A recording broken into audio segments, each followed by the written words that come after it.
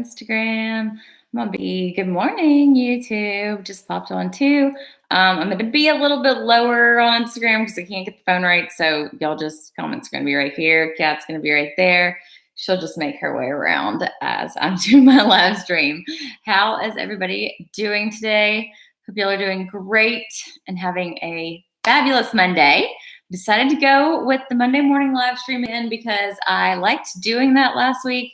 I feel like I am a little more coherent, and yesterday was Mother's Day. Happy Mother's Day to any of you guys who were celebrating that yesterday. And it was also mine and Cullen's 12th wedding anniversary. So we didn't actually celebrate that. I mean, we talked about it, but we're going to plan on having a date night a little bit later.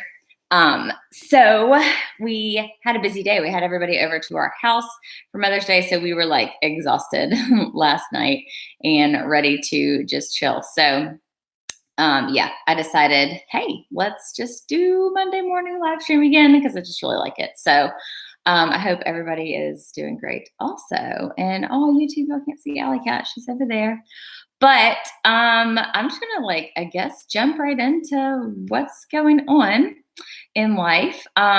So I was thinking a little bit about the title of this video on YouTube. We have titles, and I don't know. I never know how to make a title and thumbnail for these live streams. I probably should prepare ahead, but it goes to make you live, and it says smile for a thumbnail, and I'm always like, I can make the same face I do every time. I don't know.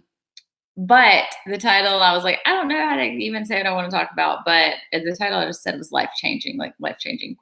So I've been thinking about that a lot over the past couple of weeks, because if you saw my video on Thursday, I talked a little bit about that. So Thursday, I was actually going to do a totally different video that was not inspirational or about my life or whatever. I was going to show you guys how I did Gaines's little star hairdo thing for gymnastics, because I had a lot of people asking to do a tutorial or show you guys how to do it. And so I was like, oh, that'd be fun, and she would like it and whatever. So we were planning to film that, and actually we're going to do it that morning. And then I was like, you know what, I just have something else that I just want to talk about, because a big part of this journey, as I said in that video, has been me sharing myself and what I'm going through and the life changes that I'm going through. And I felt like I was at one of those points where something was actually life-changing. And I know that term is tossed around a lot, and I say it a lot about different things. And if you guys follow me on Instagram stories, I'm always like, oh my gosh, this is life-changing. You have to, whatever. But I was just thinking, what is the difference from, because for the past, I don't know, a long time, but I started doing these videos on my channel at the end of September. So what is this? This is May, December, January, February, March, April. So 7.5 months it's been that I've been doing this. And in that time, I think it was maybe August, July or August, that I had my first life-changing moment. Obviously there's a lot of life-changing moments in life, but as far as this journey goes, and along the way since then, there have been lots of different helpful things or things that made me go, oh, okay, yeah, I need to change the way I do that, or it's okay for me to do this way, or whatever else. But the amount of things that are actually life-changing, where it's a significant change. Okay, I've got to figure out how to turn off notifications on my phone while I'm doing this. I don't know how to do it because I get so distracted. A significant shift in things. And I feel like the very first one, which I've talked about this before, is when I read or listened to Rachel Hollis's book, Girl, Wash Your Face. And it was a very eye-opening moment or experience or whatever, where I was like, holy crap, that changes my perception of myself and of my life and of my relationships and all this stuff. Just it's a whole different world, and a realization of how I could change myself for myself not for anybody else and not because of anybody else, not in the way that anybody else wanted me to, but basically just being able to accept myself, be myself, work on myself, all that. So that was a major life change. And then there's been several other things along the way. And then what I talked about in my video on Thursday was another recent, like, I don't know. I feel like there's life changing things that it's like once you reach that moment or have that realization, it's like there's no going back. It's like I think of it kind of like a baby learning to walk. Um, they take a couple steps and then they fall down. And then I don't know about y'all's kids, but my kids would like take a few steps, then decide to like cruise around the furniture. So they're like, walking around. Then they would walk and they could like push something and then they could whatever. But then there's that one day that's like the day when all of a sudden they take off. And that's a life changing moment. Like it is life changing when they take their first couple steps, but it doesn't really change a whole lot at that time because they don't immediately start usually like walking everywhere. They still kind of want to crawl because that's what they're comfortable with. And they still want to just, go back to what's comfortable. They know they can walk. They're like, I don't know, maybe I might fall and I don't know. So once they make that have that life-changing moment, it's like they don't go back. Like my 4-year-old doesn't crawl. My 2-year-old doesn't crawl. I mean, unless they're being silly, but they don't crawl again. You just don't necessarily go back to that. So you walk for your mode of transportation. And I feel like that's kind of the difference in a life-changing moment versus oh, that was really helpful. Oh, I really liked this book, or I really, this changed my perspective. And so now I'm doing things different. But it's like when something finally clicks. And I have people a lot of the time ask about like, so what have you done to, Colin always is like, oh gosh, here we go again.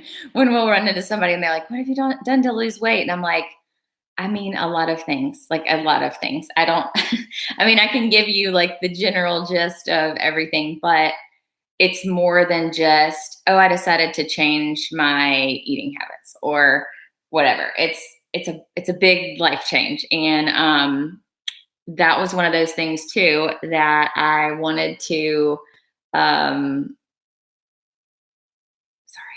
notifications on my phone are distracting the heck out of me and I don't know how to turn them off. One of the things that, oh my gosh, I totally lost my train of thought. Sorry, guys. I was on a roll and then I just totally got distracted. Oh my gosh, hold on. Wait, maybe I can do this. Hold on just a second. If you're on Instagram, hold on just a minute. Let me just like mute these people. Y'all know these people that I'm in this group chat with right now and they are having a conversation and I can't. Okay, I'm back. Sorry, Instagram, I'm back. I had to like turn off my stuff. And now I can't get you set back up. Okay. Anyways, so oh look, now I'm a little higher. This is a little better. Okay, so what I was saying is I feel like with the whole weight loss thing, it was like I had been for the past year, like wanting to lose weight, kind of trying to lose weight, doing this, that, and other. And it was the day that I like listened to the Body Love book, and I think I had finished it that day. I don't remember, but I literally, I mean, some of it is, okay, I'm going to be dedicated. I'm going to do this. But then some of it is just like, my whole perspective on food and eating has changed and I can't go back to thinking about it the way I did before. Like I just don't even think about it the same way as before. And Cullen and I had done, if y'all are familiar with however many years ago, we did like a 28-day Arbonne detox, which was great. And we both lost a bunch of weight and it was, you cut out like everything and it's very strict and whatever. And it was good for our bodies. And we learned a lot from it. And in the moment we were like, oh, I love eating this way. It makes me feel so much better. But we hadn't done any other like mental work around it. And I just don't think you can change your life, change your diet, change your relationships if you're not like constantly working on change and like mental change and all the different things that go along with it. I mean, you can know all day long what you need to eat and what you should eat and how to eat it and how to cook it and whatever else.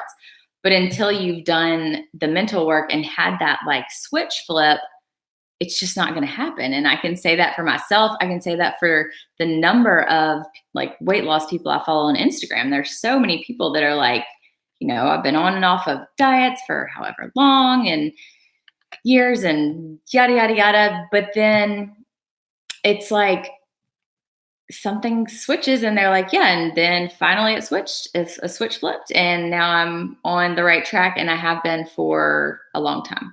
And so it's just, I don't know. Anyways, this is like kind of a rant, but let me read this super chat on YouTube before it disappears. Laura Beth said the biggest life-changing moment for me was when we got Hattie's diagnosis. It has changed us for the good. I've learned so much for us starting school in August to become a special needs teacher. Awesome. That's really great. And those kinds of things will change your life. And I'm sure since that time, there's been lots of little changes along the way, but there's something in your mind that has to flip. Is it pausing for people on Instagram? Sorry about that if it is. Let's try to get it going back again. Poor connection. Maybe that will help. Okay. Hopefully, is it good? Are we paused still, or are we live on Instagram? We live? Everybody good now? Let me know if you can hear me. Okay. Instagram, is it still paused? People are saying on YouTube that Instagram is still paused. It keeps pausing. I don't know what that means. I can like restart it. Let's restart it. Okay, I'm gonna restart it. Okay, so sorry, YouTube, that we're getting distracted with this. I'm gonna try to go live again on Instagram. Okay, trying Instagram again. Hopefully we're live again and it won't pause. But so what the thing that I talked about in my video on Thursday was related to a major life change, and a major like mindset shift and a switch that flipped. And it was very, I don't know, it's a whole thing. But Holly, I see you say you're on the Arbonne detox right now, and you're doing the shakes and the fizz sticks and the tea and all that. That's amazing. That's awesome. So you're doing that with the keto diet. Okay, that's good. See, I think it was so strict. And then when we got off of it, we didn't really know how to make it normal, because it was the whole like detox thing was like no gluten, no dairy, no sugar of any kind. No, like it was, you basically took out everything and then slowly added things. You're supposed to slowly add things back in, but we just did not do a very good job of that. So, but yeah, so the thing, if you missed my video on Thursday, I talked about how Cullen and I both listened to the book, I Love You, But I Don't Trust You. A lot of people said you missed the title. If you missed it, it's called I Love You, But I Don't Trust You. And if you have been through any type of situation where there has been difficulty with trust and all that in your relationship, whether it's like a big major trust thing like we've dealt with addiction, if it's like cheating, or if it's, some major something, or if it's little things, like she talks in the book about little things and like the little mistrust here and there and like the little white lies or whatever, that end up coming between you as a couple. It's all addressed in there, and it's a really great book, and it helped me understand things from Cullen's perspective, him understand things from my perspective, and helped us really jump over a hurdle that I feel like we had been stuck at for a while. Cullen mentioned this in his Mother's Day and anniversary post, if you saw that last night, which was very sweet, that we have been still seeing a therapist or a counselor or whatever. And I was going by myself at first, and then he's gone with me a few times, and it's been kind of like, it was the thing that I started for myself. And then he has started going, and it's been incredibly helpful. So that on top of other things, like I have people that will ask me, how did you get past like being bitter and resentful? And I'll say, I haven't totally. I mean, it's always going to be there, and it's always going to be questioning and whatever in my head. But when you work through things together, and when you're doing all these little things along the way, it's almost like when I started this whole journey, with each step of the process, it was like I became like obsessed with learning everything I could about different things. So like I listened to Rachel Hollis's book and then I listened to it again. I then listened to other books that she recommended within that book. I was listening to podcasts, following different people on Instagram, unfollowing people on Instagram, following accounts that have like positive messages and encouraging things, and just listening to different people talk about how much I mean, I've heard this my whole life. Like as a kid, you hear like, oh, what goes in your mind, people you're around, what you're listening to is going to be who you are and who you become and all this stuff. And yeah, it's just true. Like it's true. As a kid, I'm like, whatever, I'm going to listen to whatever music I want to, or, I'm going to watch whatever, anything, like follow whoever I want to on Instagram. But then it's like the more there's these messages of like-minded people with positivity and all this stuff, it's super helpful. So, as we've gone through this process, on top of like going to counseling, talking with each other, Cullen and I have both been listening to different podcasts. There is I can't use my phone. Maybe I doubt he's listening because he's probably editing, but if he is listening, send me the name of that marriage podcast that we've been listening to. I can't remember what it was called. But it's really good for addiction spouses that are dealing with that. There is a really great podcast I've listened to called Love Over Addiction. And I love those types of things because you can kind of scroll through and look at titles that are related to the things you're currently struggling with, the things that you're, needing help with, and find those. And it's a podcast. So it may be 15 minutes, maybe 45 minutes, maybe 30. And you can just listen to a brief thing instead of like listening to an entire book. I really, really do love listening to books too. But in between, it's like there's so much to process that listening to these podcasts, and we'll send each other like, oh, hey, this is a really helpful one. Listen to this. This is something we were just talking about. Oh my gosh, it's so crazy that this popped up. Listen to this one, and that kind of thing has been incredibly helpful for us.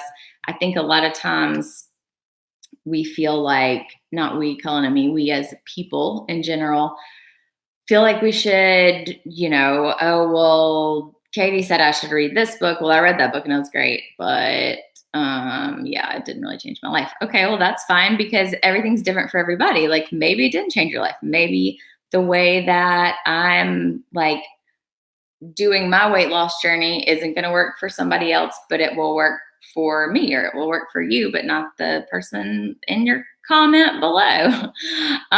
It's just like things are just different for everybody, and you have to understand that. And I think that's even been true for me and Cullen. There's some books that I've been like, oh my gosh, this is so good. And he's like, yeah, I tried to start listening to it and I just couldn't get into it. And same goes for him. Some things that he's like that I just haven't. And I think that's fine and it's okay. And I don't know. I think the thing, like I said in my video on Thursday, is like, it's a really strange realization to even like say, but it's like, I don't have to be angry. Like I don't have to be. And I think I felt like I had to be.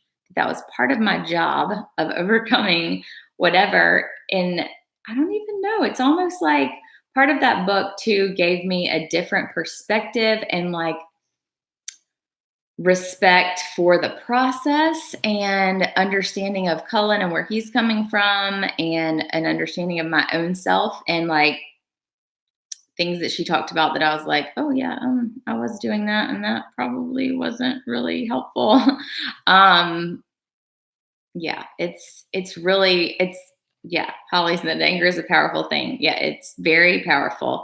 And I just didn't realize how much my mindset was on it's somebody else's fault, or if something happens, I don't know. There's a whole lot of stuff. Oh, so many different things that have been going on in my head and in Cullen's head and in our relationship and our process and whatever lately. But like feeling like I couldn't make mistakes, like that it was I wasn't allowed to make mistakes or whatever. And so if I did, well, then it wasn't my fault. It was somebody else's fault. And not personalizing things that happened, things other people did, things that were going on around me, and like letting that consume me because it's not my responsibility. There's nothing I can do about it. Another great book that I got partially through is called Judgment Detox. And it talks about, this was actually a while ago. This was like, I don't know, 7 or 8 months ago. And it talks about like detoxing yourself from feeling, uh, I guess not necessarily judgmental of other, yeah, judgmental. Obviously, the book's called Judgment Detox. Um, but I don't know. It's really interesting. I can't even explain my head half the time. But basically, what I was trying to like just say in general is to research or Google the heck out of whatever you're struggling with. Like, there's so many people I see that will say, like, I'm struggling with this, or my spouse is struggling with this, or I'm having a hard time dealing with my, kid that has this behavior, my parent that has this situation going on, my whoever, my best friend is a jerk. Okay, well, like, seriously, Google that. My best friend's being a jerk. What do I do? I've never Googled that. I don't know what you'd find. Who knows? Take everything with a grain of salt. But I think by doing that, you're going to find so many more resources out there than you even knew were available. Cullen and I were talking about this last night about how, like, in this day and age, there's so much like support and encouragement and whatever online that wasn't available like to our parents or to, older generations. And I'm sure there's so many things that people thought they were the only person that struggled with it. Because I know for me, with anything that, oh, Cullen answered, what did he say? The podcast is Marriage Therapy Radio. Okay, there we go. Thanks, babe. Marriage Therapy Radio. That's not the addiction podcast. That's the one. It's just marriage stuff. It covers a whole bunch of topics. There may be addiction stuff in there. I haven't scrolled through all of the like titles and stuff, but Marriage Therapy Radio is what it's called. And there's a bunch of different topics. And the host is a male and a female. They're not married. They're married to other people, but they do this podcast together. They're both actually therapists of some sort, I believe. But it's really good. The addiction one for spouses is called Love Over Addiction, and it's very, very good. It covers a ton of things, which kind of relates to what I was saying a second ago about how there's so much out there, and how when I first found some of these things, it was like kind of another major aha moment of like things that, as the spouse of somebody dealing with addiction, I thought, oh my gosh, why is this happening? Why is XYZ big thing happening? Why is like ABC little thing happening? And then as I would listen and I would hear over and over different people talk about experiencing the same thing or struggling with the same thing, or their spouse was, doing the same thing that was hurtful to them, little things and big things. It was like, oh my gosh, like this is okay. It's fine. Like I hear this and it's like validating of, I'm not crazy to think this is hard. This is something other people feel like is hard. Yes, infertility. And that's something that when we were going through our struggles with miscarriages, we had our YouTube community and we had our friends and our family. But at that point, I don't know, I'm sure there were, but I hadn't like found the world of online support groups and, podcasts and all that stuff. And there's probably a ton of stuff out there. I just find that like Facebook groups and that kind of thing, some of them you got to find the right one. Like, don't be all bummed if you get in there and everybody's a jerk. Don't just leave it. Bye, Felicia, and find you a better one, because there are good ones out there and you just have to find what's right for you. And it's just so helpful to just read another story of somebody else going through the same thing. Yes, it makes you feel like you are not a crazy person. Let's see. Somebody said, my father was an addict and abusive. I married someone similar to my dad, went through a divorce, and listening to your videos has made me start to pinpoint my own issues. Yes, and that's so true. It makes you be able to recognize the things that are like normal, not healthy, but like in the context of addiction or in the context of abuse or in the context of infertility.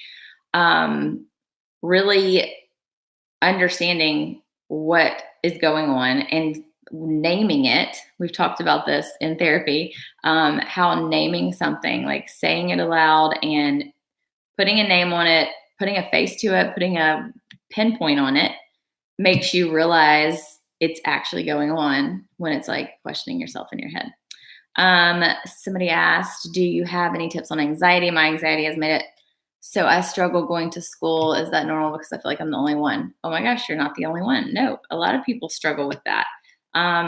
Search on Facebook, like school anxiety support, anxiety for, I assume if you're going to school, I don't know if it's like high school or college or whatever type of school. But search for a group of like-minded people dealing with it. Look for podcasts on that. Look for, this stuff is all free. Like, yes, counseling and therapy is amazing and actually super helpful because you're able to like talk about your personal actual issues, but being able to just utilize free resources like that out there is huge. Like, it doesn't cost you anything. And the time that you spend scrolling through Instagram, getting down on yourself because your family's not as perfect as this family, or your husband's not as perfect as this person, or your kids don't keep their rooms cleaned up like the next person, that time you can spend scrolling through some message boards on Facebook or some groups on Facebook or on wherever you go to find it. I will say that one of the main things for me that's helped with anxiety is part of this process of learning that I can only have control over the things that I have control over and letting go of the rest. And that is so much easier said than done. That's one of those questions like, how did you learn to do that? Well, through a lot of stuff, like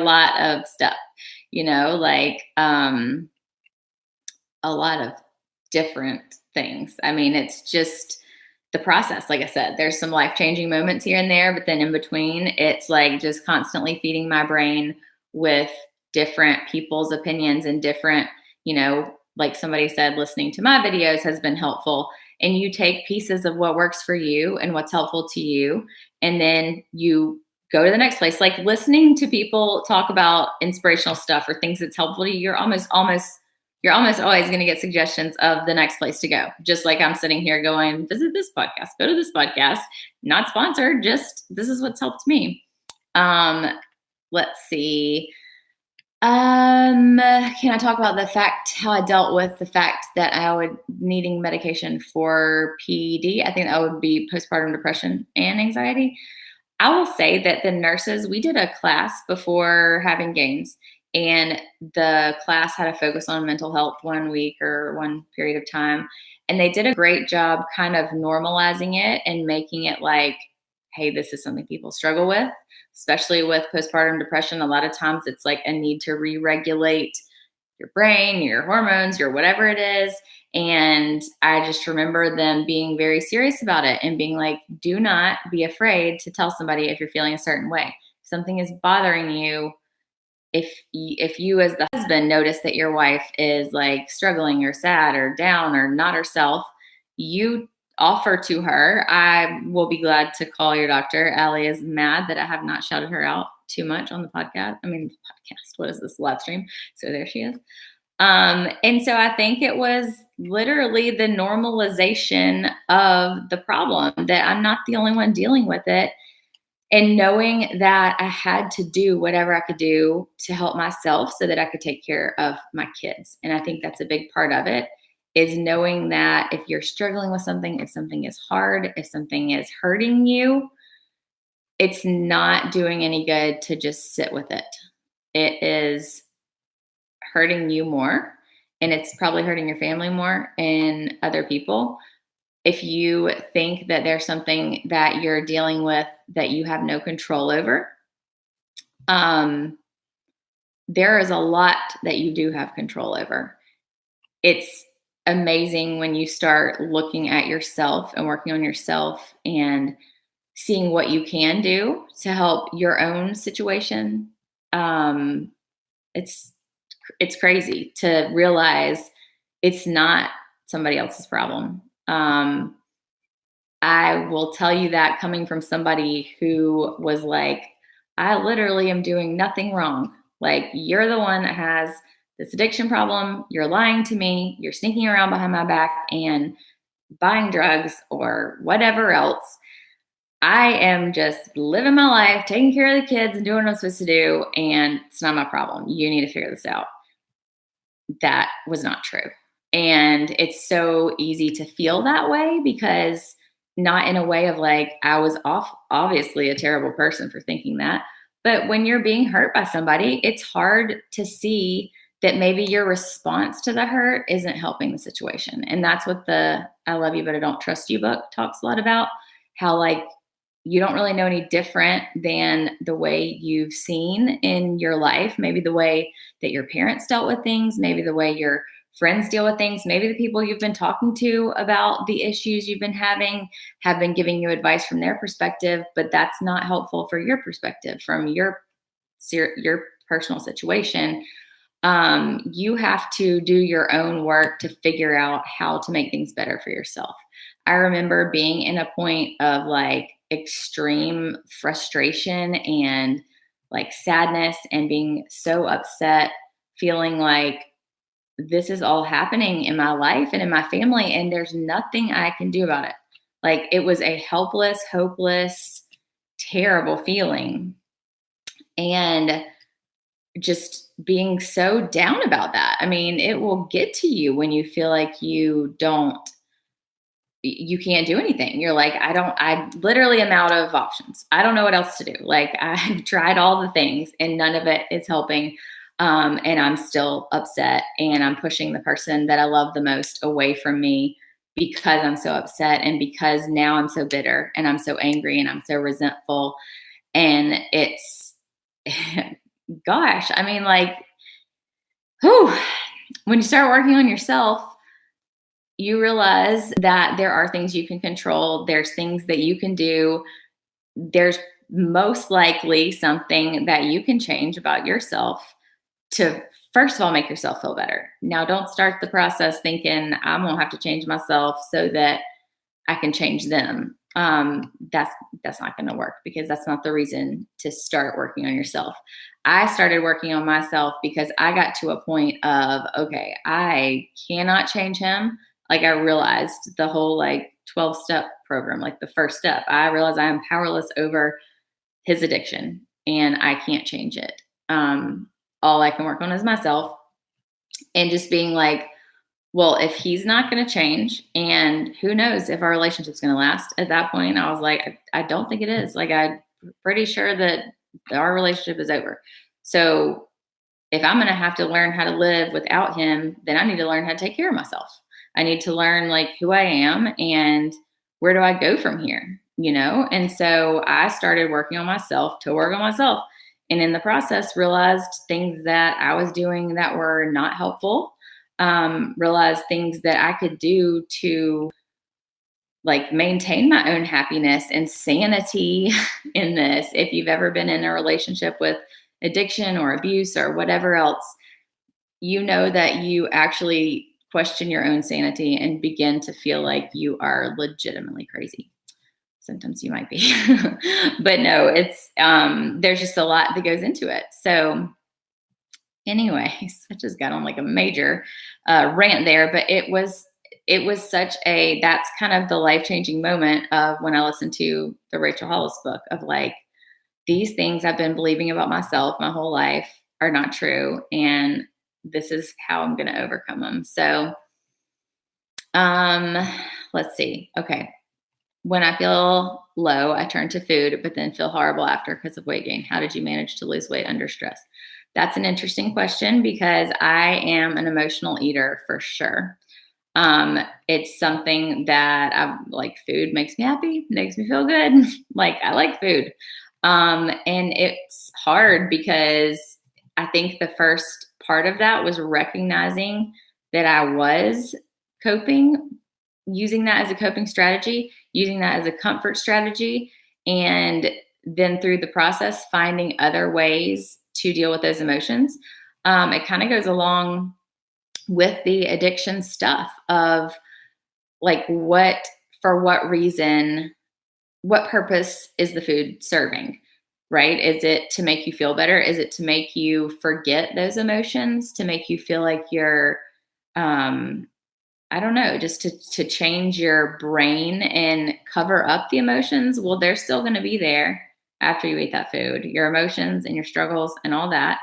You might feel better in the minute, but like you said, then you end up feeling bad because you don't, I mean, it makes you gain weight, you feel bad, whatever else.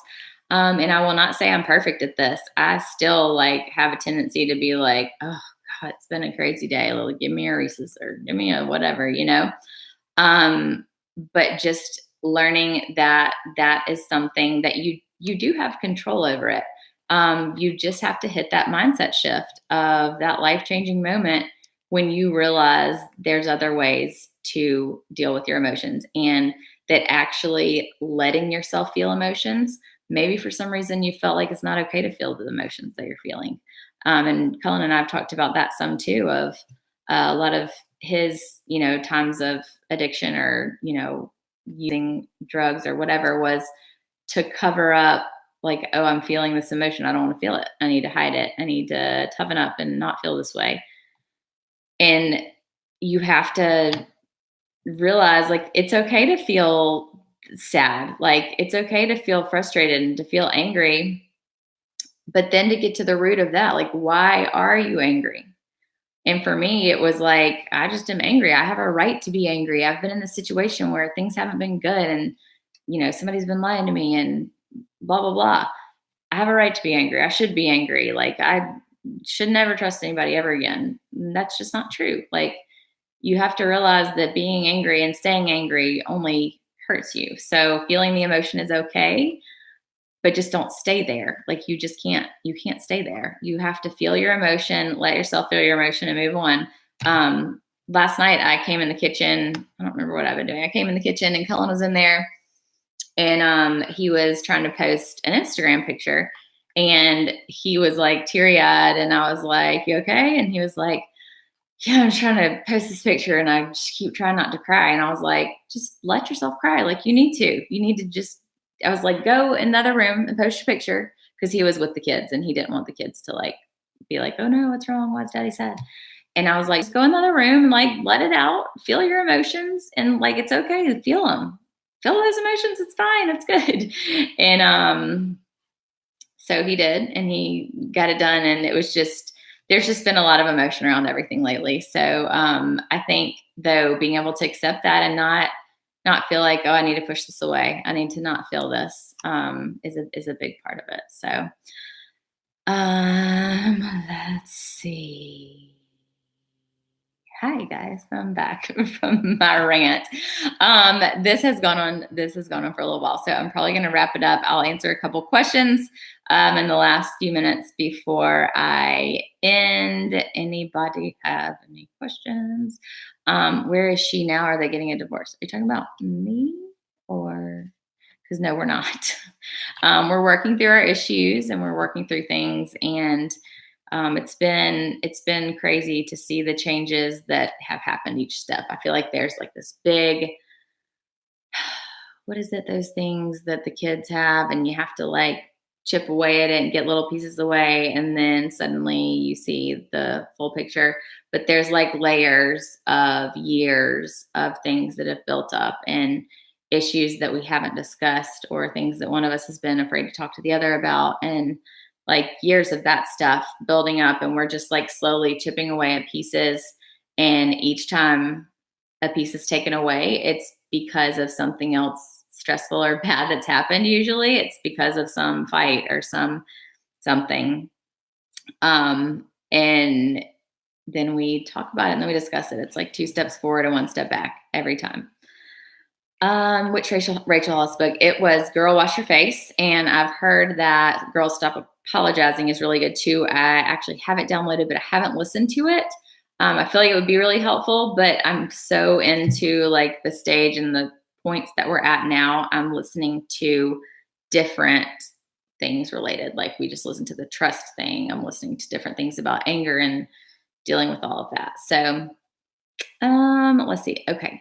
The questions. Oh, I forgot about this little peeling the onion back. Yes, that's such a good one. Yes, we are going to therapy.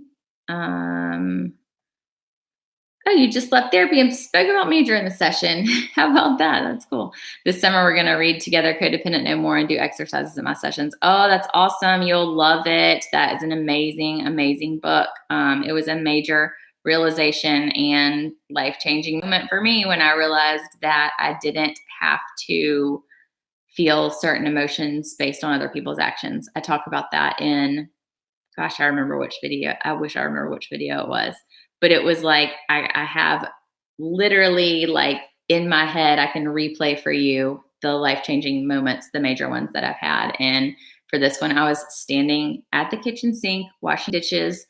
And it was a moment when I was frustrated with Cullen because he was supposed to have like gotten stuff packed. We were leaving to go out of town and I was frustrated because now we were running out of time because he didn't do what he was supposed to do and blah, blah, blah. And then I started like getting angry and feeling these like negative emotions towards him. And then I realized I didn't have to be angry because he didn't do something and it didn't have to ruin my day. And like having gratitude for the fact that we were even able to go out of town, the fact that I was able to be home at noon on a Friday washing dishes and he was in another room working on his stuff. So I don't know, there's just like little realizations all the time. It's crazy.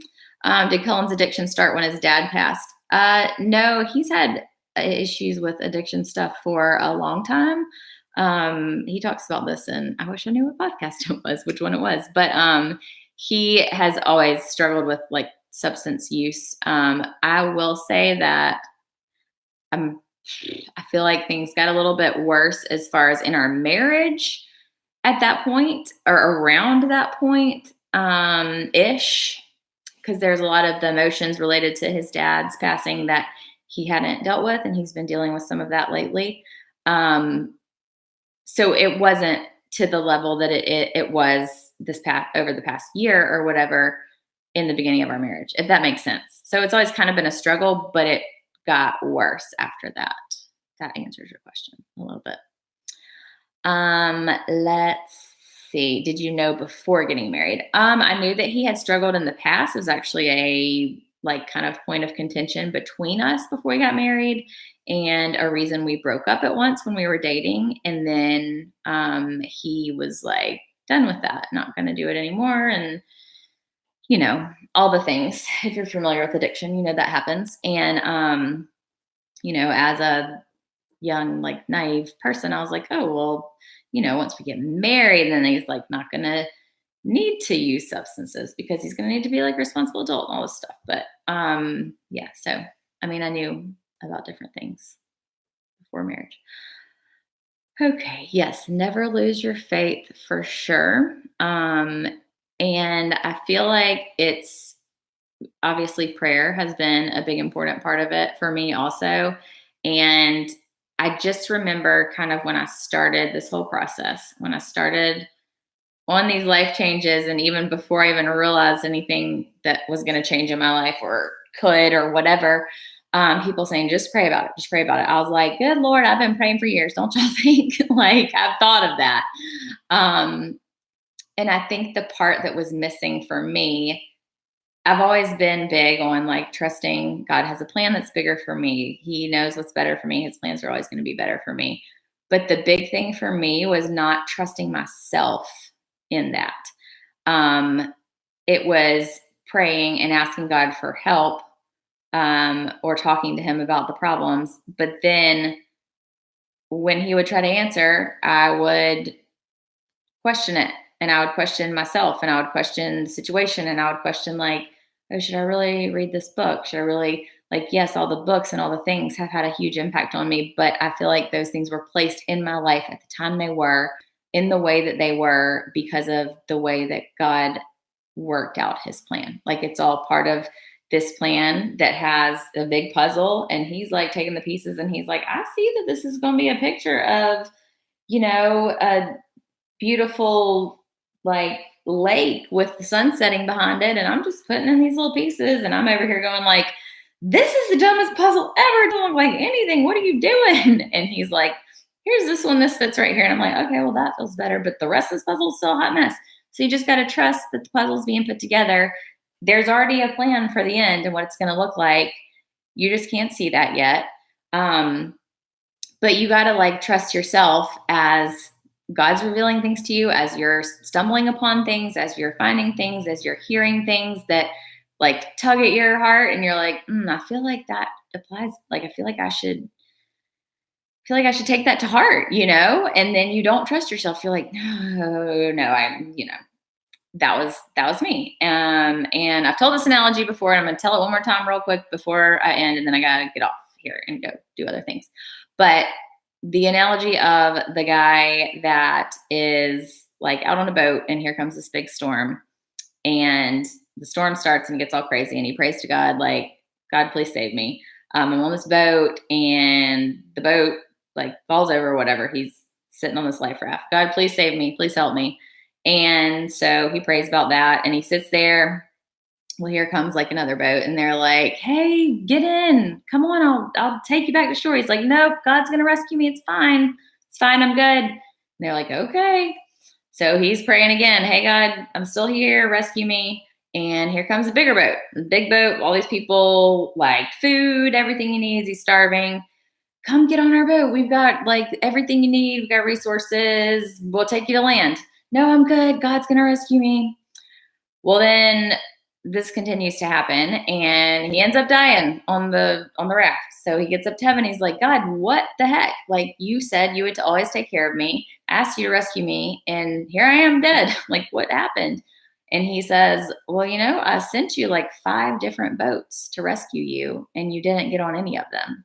I sent you help, and you didn't take it. So that's where I feel like was a big change for me in accepting help, accepting the fact that regardless of where it comes from, God is sending things to help me and things that I need in my life. So there you go. That's my final words of inspiration. But I thank you guys all for being here and watching this with me, and just joining me on this live stream and this journey. So yeah. Thanks, guys. I hope you all have a wonderful, wonderful day. If you're watching the replay of this, feel free to leave comments. And I love connecting with you guys and responding to comments. I'm probably going to actually upload that hair tutorial thing of Gaines this week. So if y'all are interested in little kids' hairstyles, then follow me and subscribe and all that stuff, and you'll see it. The shirt is from Ross. I've gotten so many things from Ross. My dress for Mother's Day was from Ross. Lots of people have asked about that. Ross Dress for Less. It's amazing and great, and I find so many things there. Okay, thank you guys so much for watching. Have a great week. I'll see you later. Bye. Oh no, I gotta end everybody at the same time. End.